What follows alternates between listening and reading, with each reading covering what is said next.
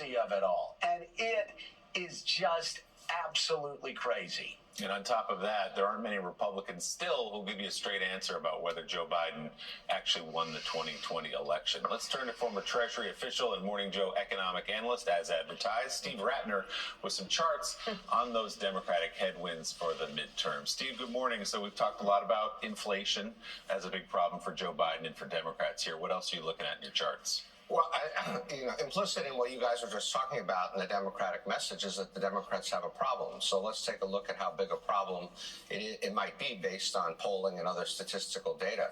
This is a generic ballot basically asking people, do they prefer the Democrats, do they prefer the Republicans? And you can see in the blue line that Joe Biden got off to a reasonably good start. He actually bumped up in June to 55% when they passed the American Rescue Plan.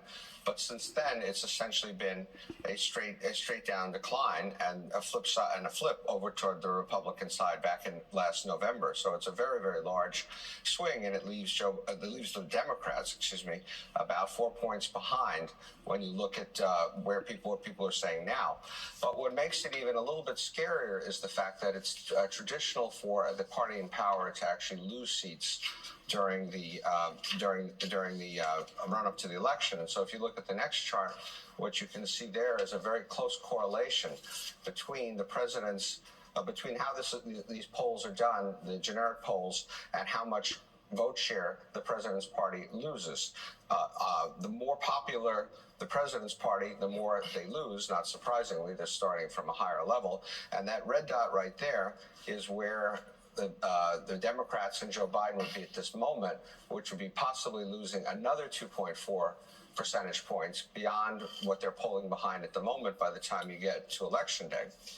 And so if you then take that and you turn it into what is likely to be the outcome, you can take a look at the last chart, and what you'll see there is that the shortfall is likely to be very, very substantial. The red circle shows you roughly the potential outcomes for the Democrats relative to the numbers that we've been looking at.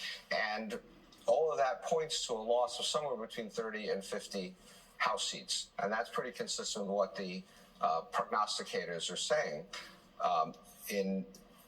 Obama lost 63 seats famously in 2010. Shellacking. Trump lost 41, both in their first midterms. And even in their second midterms, Bush and Obama both lost 30 and 11. So it's traditional. But these numbers obviously point you to a pretty ugly result in the House. And then on the Senate side, if you assume that because of the shift in sentiment, that a Democrat in a state where Biden lost by less than 9% is endangered, there are at least 4 Senate seats that are very much on the endangered list, plus others where anything could happen. So we know history is working against Democrats, as you just laid out, but what specifically now is working against them? What are some of the elements? Because as you say, the White House says we've dug ourselves out, we've begun to almost dig ourselves out of this COVID hole financially with all these rescue packages, unemployment 3.6%, more jobs than we can possibly fill. Obviously, inflation is at the top of the list of the problems. What are you looking at as those kind of specific headwinds?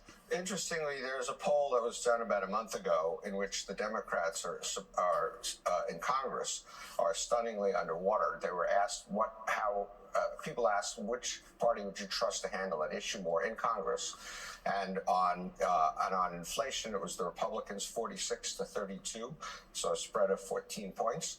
On national security of all things it was 48 to 35, a spread of 13 points, and on the economy it was 47 to 36, a spread of 11 points. And so there's simply not a belief among the American people that the Democrats are well equipped to handle pretty much any problem at the moment, unfortunately. So to Joe's point, there's at the very least a big messaging problem the Democrats need to address between now and November. And all that's reflected in Joe Biden's personal polls as well. Steve Ratner with his